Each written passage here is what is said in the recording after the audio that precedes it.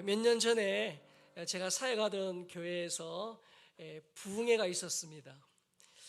저녁 부흥회가 끝나고 이제 기도하는 시간이 되었어요. 그때 제 마음에 정광석화처럼 어떤 한 말씀이 제 마음에 떠올랐어요. 그 말씀은 그날 저녁 설교하신 설교의 본문도 아니었습니다. 그리고 평소에 제가 잘 알고 있던 말씀이에요. 그런데 그날 그 말씀이 특별히 제 가슴 속에 아주 깊이 각인되는 그런 경험을 했어요. 자, 이쯤 되면 어떤 말씀인지 궁금하시죠? 여러분 잘 아는 말씀이에요. 자, 데살로니가 전서 5장 16절에서 18절입니다. 같이 읽겠습니다. 항상 기뻐하라, 쉬지 말고 기도하라, 범사에 감사하라. 이것이 그리스도 예수 안에서 너희를 향하신 하나님의 뜻이니라. 아멘. 여러분 아는 말씀이죠? 무슨 특별한 말씀이 아니고 잘 아는 말씀이에요. 그런데 저는 그때 이후로 저 말씀이 제 삶에 특별한 의미가 있어요. 여러분, 목사님 저도 사람입니다. 저도 여러분처럼 하던 일이 잘 안 되면 실망할 수도 있고 때로는 염려와 근심이 쓰나미처럼 몰려올 때도 있어요. 또 자녀들 생각하면 때로는 한숨이 쉬질 때가 있어요. 환경, 처지, 상황, 여건이 안 좋으면 나도 모르게 원망, 불평이 나옵니다. 저도 인간이에요. 그런데 희한하게도 그때 이후로 하나의 제 삶의 변화가 있다면 기뻐할 수 없는 상황, 또 기도하기 힘든 그런 문제들, 감사보단 원망과 불평이 많이 나오는 그 상황에 희한하게도 이 말씀이 떠올라요. 그리고 이 말씀 제가 되뇌이고 이 말씀 붙들고 기도해요. 제 삶의 변화가 일어난 거예요. 그러면 희한합니다. 이 말씀이 저에게 용기도 주고 힘도 주고 능력도 주고 다시금 일어날 수 있는 그런 새로운 기회를 주는 것을 제가 경험을 하고 있습니다. 지금도 마찬가지. 항상 기뻐하고 쉬지 말고 기도하고 범사에 감사하라.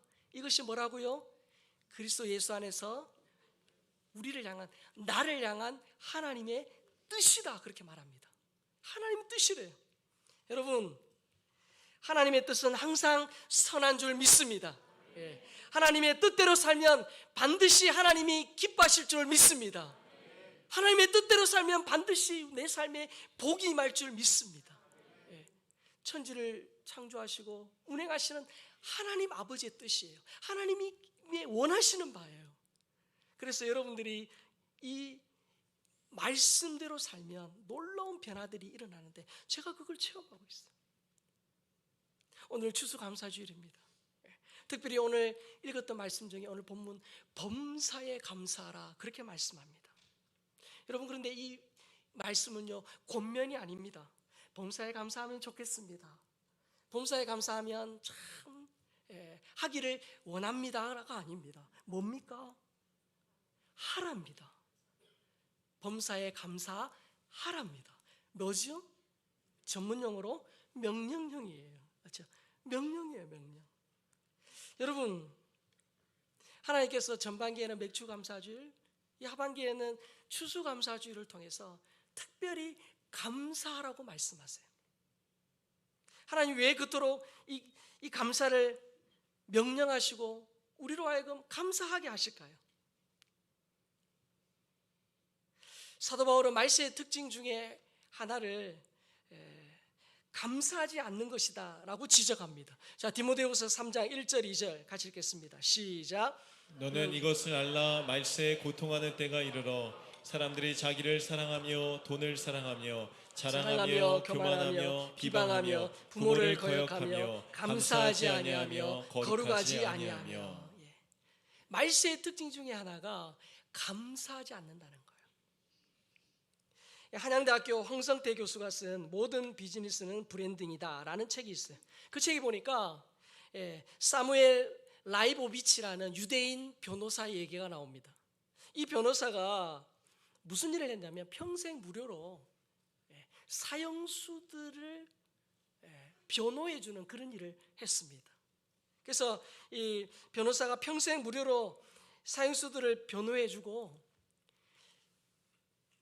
사형수에서 무기수로 혹은 그보다 훨씬 낮은 형으로 감해준 사람이 무려 78명이나 되는 거예요. 78명의 생명을 구해준 겁니다. 그런데 어느 날 언론 인터뷰에서 이 변호사가 자신의 가슴에 있는 그런 말을 쏟아냈습니다. 저는 평생 무료로 형장의 이슬로 사라져야 될 그런 사형수 78명의 형량을 낮추는 일을 했습니다. 그런데 그 78명 중에 누구로부터도 다음 두 단어를 들은 적이 없습니다. 뭘까요? 영어로 말했겠죠? Thank you 그랬겠죠?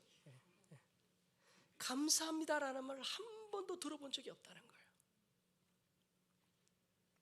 여러분, 이 변호사가 느꼈을 그 섭섭함이 이해되십니까? 그러면 여러분, 이 변호사의 섭섭함이 그 정도라면 하나님 아버지의 섭섭함은 어떠실까요? 하나님은 나를 구원하시기 위해서 예수 그리스도를 십자가에 죽게 하셨어요. 하나님이신 그분이 하늘 보좌를 버려두시고 이 땅에 오셔서 내 죄를 위해, 과거와 현재와 미래의 내 죄, 결국 이 죄 때문에 지옥 갈 수밖에 없는 나를 위하여 죄 없으신 예수 그리스도를 십자가에 죽게 하신 거예요. 그래서 지옥에서 영원한 형벌 대신에 천국에서의 영원한 복락을 누릴 수 있도록 나를 구원해 주셨다는 거예요. 뿐만 아닙니다. 하나님이 우리의 삶에 여전히 어려움과 아픔이 있지만 그럼에도 불구하고 오늘 추수감사주일을 기점으로 지난 추수감사주일부터 지금까지 하나님이 은혜 베풀어 주셨어요. 북핵의 위험이 있고 코로나가 여전합니다. 여전히 우리 가정에 어려움이 있고 아픔이 있지만 그럼에도 불구하고 하나님이 때를 따라 돕는 은혜를 주셨다는 거예요.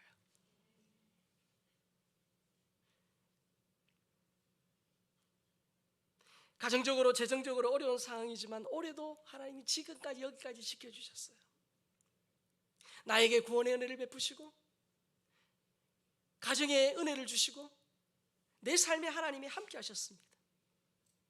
그러나 우리는 여전히 없는 것, 여전히 응답해 주지 않으신 것, 여전히 부족한 것, 그것 때문에 감사하기보다 원망하는, 그걸 하나님이 보시면 얼마나 섭섭해 하실까. 변호사의 섭섭함이 그 정도라면 우리 하나님 아버지의 그 섭섭함 넘어서 안타까움은 얼마나 크실까. 그래서 여러분, 이 추수감사주일은 뭐냐? 내 삶에 멀어져간 감사, 희미해진 감사를 회복하라. 다시금 회복하라. 회복하라고 이 추수감사주일을 주셨다는 거예요. 여러분, 범사에 감사하라는 말씀을 들으면 어떤 생각이 드세요? 야, 범사에 감사하라? 여러분, 표준 국어 대사전에 보면 감사를 이렇게 정의했습니다. 고마움을 표시하는 인사다. 여러분, 누군가로부터 도움을 받거나 좋은 일이 있을 때 감사하는 것은 당연해요. 물론 이것도 안 하는 분도 있지만 좋은 일이 있을 때 누군가로부터 도움을 받을 때 감사하는 일은 어렵지 않아요. 그런데 범사라는 말 속엔 좋은 일, 기쁜 일만 있는 게 아니잖아요. 어떻습니까? 실패할 수 있습니다. 병들 수 있어요. 최선을 다했지만 최악의 결과가 있을 수 있다는 거예요. 아니, 좀 더 정직하게 얘기해보면 우리 삶에 좋은 일, 행복한 일보단 염려와 근심이 더 많은 게 사실이에요. 그런데 하나님은 범사에 감사하라 명령하셨어요. 하나님이 우리의 삶을 모르시고 우리가 얼마나 이 세상을 각박하게 힘들게 사는지를 하나님이 모르시기 때문에 이런 생뚱맞은 그런 명령을 하셨습니까? 그게 아니라는 거예요. 얼마든지 우리가 범사에 감사할 수 있는 사람이란 걸 보시고 우리에게 이것을 명령하셨다는 거예요. 자, 그런데 여러분, 예수님은 우리와 성정이 똑같습니다. 예수님은 완벽한 100% 인간이셨어요. 그분이 이 땅에 오셔서 어떤 상황에서 감사하셨나를 보면 우리 또한 그 예수님으로 충만할 때 감사할 수 있는, 범사에 감사할 수 있는 사람이 될 수 있다는 거예요. 자, 예수님 언제 감사하셨을까요? 예수님의 첫 번째 감사는 요한복음 6장 11절에 나옵니다. 같이 읽겠습니다. 예수께서 떡을 가져 축사하신 후에 앉은 자들에게 나눠주시고 물고기도 그렇게 그들의 원대로 주시니라. 우리가 잘 아는 오병이어 사건입니다. 예수님은 남자만 5천 명, 도합 2만 명의 사람들을 먹여야 되는 절체절명의 그 상황입니다. 여러분들이 그 상황이라면 제가 묵상해 보니까 아마 그 사람들은 풀이라도 흙이라도 먹을 그런 기세예요. 얼마나 배가 고픈가. 자, 그런데 여러분, 제자가 가져온 것은 어린아이의 보리떡 5개와 물고기 2마리밖에 없어요. 한 아이의 한 끼 식사예요. 자, 어떻게 예수님이 하시는 게 상식적일까요? 하나님, 지금 상황이 너무 어렵습니다. 하나님, 감당하기 너무 어려워요. 하나님, 어떻게 해야 되죠? 여러분, 이렇게 기도하는 것이 상식적이지 않습니까? 이렇게 기도하는 것이 일반적이지 않습니까? 그런데 예수님 어떻게 하셨어요? 그 어린아이의 한 끼 식사를 손에 들고요, 감사하셨다는 거예요. 과연 내 감사와는 어떤 차이가 있느냐? 예수님의 두 번째 감사는 요한복음 11장 41절에 나와요. 같이 읽겠습니다. 돌을 옮겨놓으니 예수께서 눈을 들어 우러러 보시고 이르시되 아버지여 내 말을 들으신 것을 감사하나이다. 요한복음 11장은 예수님의 절친, 이 버신 나사로가 죽은 장면이 나옵니다. 예수님이 아끼던 나사로가 죽었어요. 무덤에 장사한 지 사흘이 지났습니다. 갑작스러운 오빠의 죽음 앞에 통곡하는 그 마리아와 마르다, 그리고 이웃 주민들이 슬피 우는 침통한 상황입니다. 예수님도 그 심령의 비통이 여기시며 우셨다, 그렇게 말합니다. 예수님은 시체 썩는 냄새가 진동하는 그 무덤 앞에 딱 서신 거예요. 여러분, 이 상황에서 일반적이고 상식적인 행동은 뭡니까? 진짜 온 마음을 다해서 울어주는 거예요. 맞습니까? 진짜 비통해하면서 땅을 치면서 울어주는 게 정상적인 행동 아닙니까? 그런데 여러분, 예수님은 그 인간의 가장 큰 문제인 죽음 앞에서 감사하셨다는 거예요. 여러분, 사람에게 죽음은 모든 것의 끝을 의미하는 절망이에요. 죽은 지 나흘이나 지나가지고 썩은 냄새가 진동을 합니다. 무덤을 가로막고 있는 돌문은요, 산자와 죽은 자를 갈라놓는, 다시는 돌아올 수 없는 다리를 의미해요. 그런데 예수님은 그 초상집에서는 금기시되는 단어인 감사를 하셨다는 거예요. 나사로의 죽음을 슬퍼하며 우는 유대인들이 그 예수님을 보면 저런 몰상식한 사람이 있나라고 손가락질할 만한 상황입니다. 그런데 예수님은 인간의 가장 절망적인 상황인 죽음 앞에서 감사하셨다는 거예요. 과연 나의 감사와는 어떤 차이가 있습니까? 예수님의 세 번째 감사는 누가복음 22장 17절 19절입니다. 같이 읽겠습니다. 이에 잔을 받으사 감사기도 하시고 이르시되 이것을 갖다가 너희끼리 나누라. 또 떡을 가져 감사기도 하시고 떼어 그들에게 주시며 이르시되 이것은 너희를 위하여 주는 내 몸이라. 너희가 이를 행하여 나를 기념하라 하시고. 여러분, 이 장면은 예수님이 제자들과 마지막 만찬을 하신 그 장면에 나오는 말씀이에요. 예수님의 십자가 죽음을 제자들은 모릅니다. 그러나 예수님은 내일 십자가를 지셔야 돼요. 6월절에 그 들뜬 분위기를 즐겼을 제자들, 그 제자들이 그 밤에 아마 이렇게 외쳤을 거예요. 아름다운 밤이에요. 아마 그렇게 외쳤을 거예요. 예수님이 친히 그렇게 떡도 주시고 잔도 주시고 6월절에 그 들뜬 분위기. 근데 예수님은 자신의 몸이 찢길 것을 상징하는 떡을 떼어 제자들에게 주십니다. 그리고 십자가에서 흘릴 그 피를 상징하는 포도주를 그들에게 주시는 거예요. 여러분이 십자가를 앞둔 예수님이라면 어떤 생각이 드시겠어요? 내일 사형집행이 있는 죄수라고 한번 가정해 보겠습니다. 그냥 내일 죽을 거니까 그래도 오늘 실컷 맛있는 거 먹어라. 그렇게 해서 진수성찬을 차려줬어요. 여러분 같으면 맛있게 먹겠습니까? 내일 죽을 건데. 여러분, 불안하고 염려되면 식욕도 달아나는 법이에요. 극도로 긴장되고 불안한 그 순간에 그걸 맛있게 먹는 사람이 있겠습니까? 여러분, 이 마지막 만찬은 제자들은 즐겁고 행복하고 그럴지 모르지만 예수님에게는 결코 즐거운 식사 시간이 아니에요. 그러나 여러분, 상식적으로 봤을 때는 침통하고 정말 분위기가 가라앉은 그 식사 시간이지만 예수님은 달랐습니다. 어떻게 해요? 죽음을 앞둔 상황에서 예수님은 감사기도 하시고 떡과 잔을 나누어 주셨다는 거예요. 자기 몸이 찢기고 피 흘려 죽는 극한 상황에서 예수님은 감사하셨다는 거예요. 과연 나의 감사와는 어떤 차이가 있냐는 거예요. 절대 빈곤의 상황입니다. 사람이 죽었습니다. 그리고 내일 십자가를 져야 합니다. 그런데 예수님은 그 상황에서 어떻게 해요? 감사하셨다는 거예요. 여러분, 절대적으로 없어요. 사람이 죽었어요. 십자가를 앞두고 있는 밤이에요. 이 밤은, 이 순간은 감사의 타이밍이 아니에요.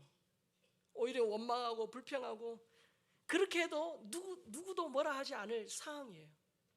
감사는 저 멀리 있고 원망과 불평은 내 앞에 있는 그런 상황이에요. 그러나 예수님은 그 상황에서 감사하셨다는 거예요. 여러분, 이런 위기 상황에서 예수님이 감사하셨다면 예수님이 평상시의 삶에서는 불평하셨을까요? 원망하셨을까요? 그렇지 않다는 거예요. 여러분, 예수님의 감사에서 두 가지 특이점을 저는 발견했습니다. 여러분, 보통 감사를 언제 합니까? 표정은 나는 감사 안 합니다, 이런 표정이신데, 여러분, 보통 감사는요 참 즐거운 일, 좋은 일, 누군가로 도움을 받고 내 기도가 응답되었을 때 감사하죠. 그게 일반적입니다. 실제로 감사한 일이 일어날 때 감사하는 거예요. 그런데 여러분, 참 예수님의 감사는 우리와 그 감사하는 시점이 다르다는 특징이 있어요. 우리는 대개 뭔가 좋은 일이 있고 기도 응답이 되고 감사할 만한 일이 있은 이후에 감사하는 사후 감사형이에요. 맞죠? 그러나 여러분, 예수님 보세요. 예수님 보세요. 예수님은 언제 감사하셨어요? 일이 있기 전에 감사하셨어요. 상황이 여전히 어려움에도 감사하셨다는 거예요. 결과와 상관없이 감사하셨다는 거예요. 하나님께서 채워주실 것을 미리 내다보며 감사하셨다는 거예요. 우리와 감사의 시점이 다르다는 거예요. 여러분, 이것이 범사에 감사할 수 있는 비결이에요. 예수님은 범사에 감사하라 그렇게 말씀하셨는데 말씀하신 대로 사신 정말 감사의 완벽한 모델이시라는 거예요. 그래서 내가 내 안에 예수님으로 충만할 때 예수님과 같은 감사의 사람이 될 수 있는 거예요.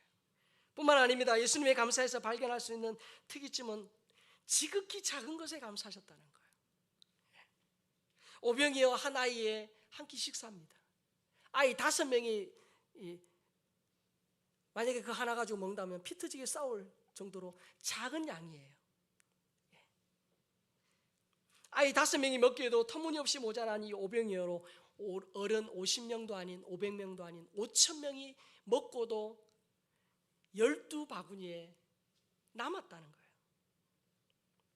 여러분, 이제 겨울이 되고 눈이 내릴 겁니다. 그러면 눈 내리면 우리 아이들이 눈사람을 만들어요. 여러분, 눈사람 만들 때 어떻게 하세요? 작은 눈을 계속 굴려요. 그래서 크게 만들죠. 마찬가지예요. 작은 감사를 굴리다 보면 더 큰 감사가 돼요. 여러분, 감사는 상황이 좋고 나쁨으로 하는 게 아니에요. 상황이 좋으니까 감사하고 좋지 않으니까 불평하고, 이거는 세상 사람들이 하는 일이에요. 감사는 뭘로 하느냐? 믿음으로 하는 거예요. 감사의 끝에는 믿음이 있습니다. 감사는 믿음의 또 다른 표현이에요. 극한 상황에서도 감사하셨던 예수님의 영성, 그것을 우리가 이 추수감사주일에 회복해야 한다는 거예요. 여러분, 원망하고 불평해서 상황이 좋아진다면 하나님 그렇게 말씀하셨을 거예요. 범사에 원망하고 매사에 불평하라, 그렇게 하셨을 거예요. 만약에 여러분 원망하고 불평해서 환경이 좋아진다면 제 목양실 옆에 원망 감사방 딱 만들어 놓고 저는 거기에서만 있을 거예요.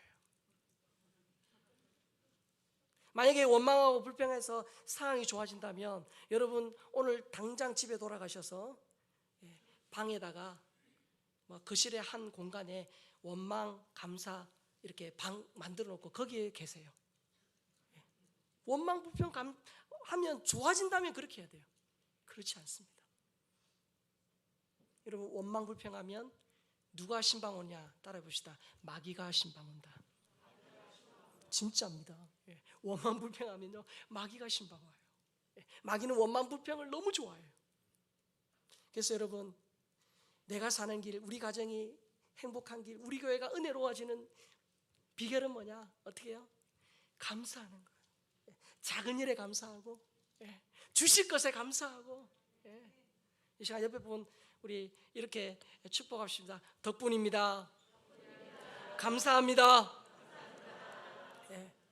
여러분 우리 삶이 어렵고 힘들고 여전히 문제가 많지만 그럼에도 불구하고 예수님처럼 미리 감사하고 작은 것에 감사하면 사탄이요 왔다가도 도망가요.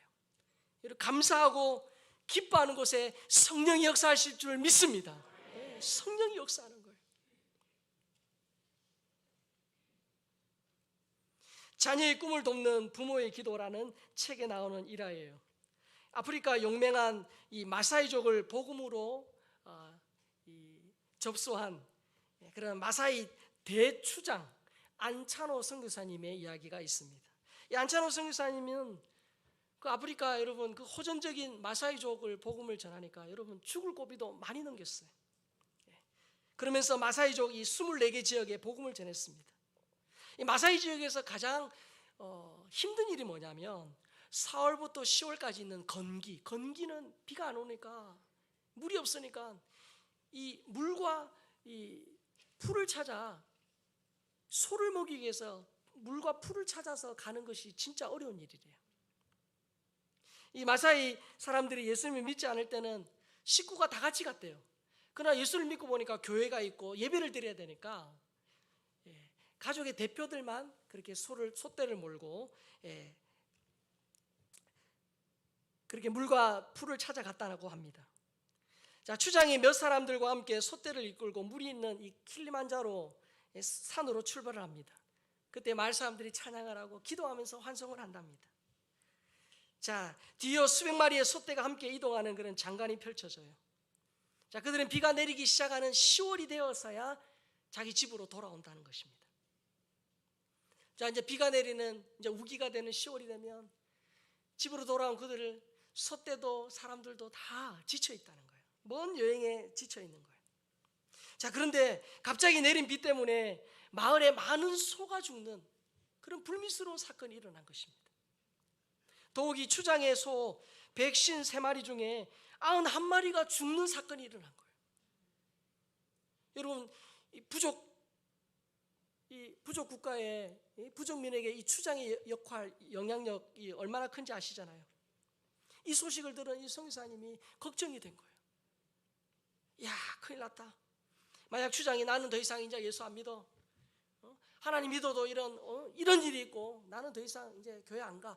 만약에 그렇게 말하면서 야, 너희들도 너희 마음대로 해. 그러면 그 말을 들은 이 부족민들이 전부가 다 예수를 안 믿을 것 같은 그런 걱정이 들더라는 거예요. 그래서 선교사님이 기도했다는 거예요. 하나님 추장의 음을 지켜주십시오. 추장의 마음을 하나님 붙들어 주십시오. 그렇게 기도하고 주일이 되었습니다. 근데 분위기가 썰렁한 거예요. 시간이 되었는데도 불구하고 이 추장의 모습은 보이지 않습니다. 근데 갑자기 밖에 소 울음소리가 들리는 거예요. 추장이 흰 소를 몰고 교회에 온 거예요. 여러분, 흰 소는 이 마사이족에게 있어서 아주 그런 성스럽게 여기는 동물입니다. 축제 때나 제사 때를 지낼 때 잡는 특별한 그런 의미가 있는 소예요. 이 선교사님은 추장에게 어찌된 일인지 물었습니다. 그러니까 부족민들은 막 수근수근거리고 이 선교사님도 막 긴장이 된 거예요. 과연 무슨 말을 할 것인가. 그런데 이 사람들 앞에 선 추장이 뭐라고 했냐면 할렐루야 그런 거예요.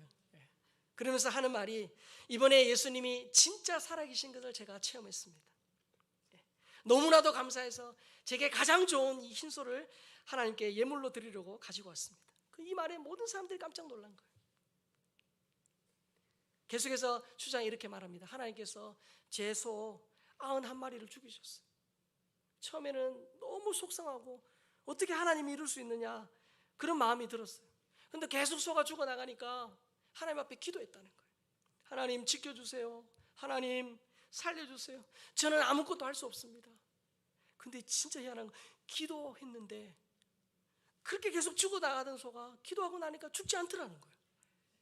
그러면서 그가 뭘 깨달았냐면 91마리를 죽인 하나님이면 이 153마리도 다 죽일 수 있는데 그러지 않으셨다는 거예요. 그게 깨달아졌다는 거예요. 여러분, 죽은 소를 생각한 게 아니고 남아있는 소를 이렇게 생각하게 하셨다는 거예요. 하나님이 저를 사랑하시고 제 기도를 들으신 것이 확실합니다. 그래서 너무 하나님 감사해요 해서 이 소를 가지고 왔다는 거예요. 성사님이 그 추장의 얘기를 들으면서 이렇게 생각했다는 거예요. 야, 추장이 나보다 믿음이 좋구나.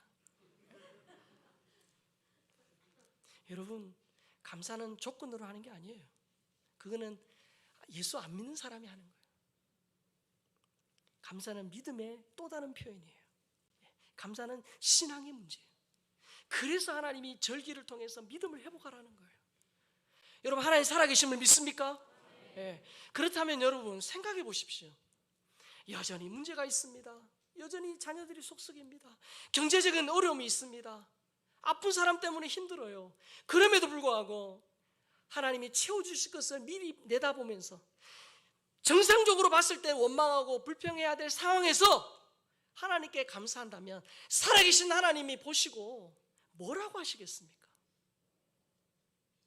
살아계신 하나님이 원망하고 불평해야 정상적인 상황에서 저렇게 감사하는구나, 미리 내다보면 감사하는구나, 그걸 하나님이 보시고 뭐라고 말씀하실까요?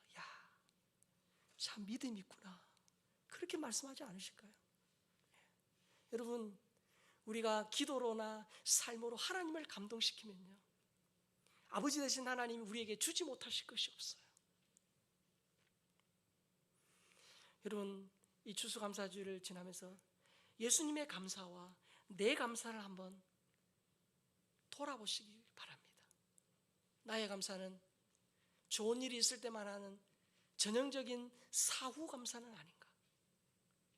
살아계신 하나님을 바라보면서 미리 감사하는, 좋은 일, 기쁜 일, 대박난 것만 감사하는 그런 사람이 아니라 작은 일, 여전히 부족하고 여전히 내 삶에 결핍이 있지만 사소한 일에, 일상적인 일에 감사하는 그런 저와 여러분이 되었으면 좋겠습니다. 여러분, 감사는 믿음의 또 다른 표현이요, 신앙의 또 다른 형태예요. 그래서 하나님은 추수감사주의를 통해서 너가 감사를 회복하고 너의 믿음이 더 커지면 좋겠다, 너의 신앙이 더 뜨거워지면 좋겠다 라는 하나님의 그 간절한 소원을 담아 명령하셨다는 거예요. 여러분, 에벤에셀의 뜻을 아시죠? 하나님이 여기까지 우리를 도우셨다는 뜻입니다. 여러분, 에벤에셀의 하나님께 감사하면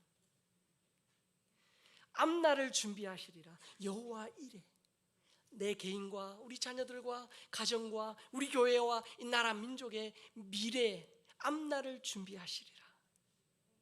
에벤에셀의 하나님께 감사하면 여호와 이레의 하나님이 우리의 삶에 역사하실 줄 믿습니다. 그 믿음을 다시금 회복하는 날이에요. 예수님의 감사가 내 감사가 되어서 여전히 우리 삶이 힘들고 어렵다 할지라도 믿음이 회복되고 신앙이 회복되어 감사의 사람으로 살아가는 우리 모든 산정의 가족들 될 수 있기를 주님의 이름으로 축복합니다. 아멘.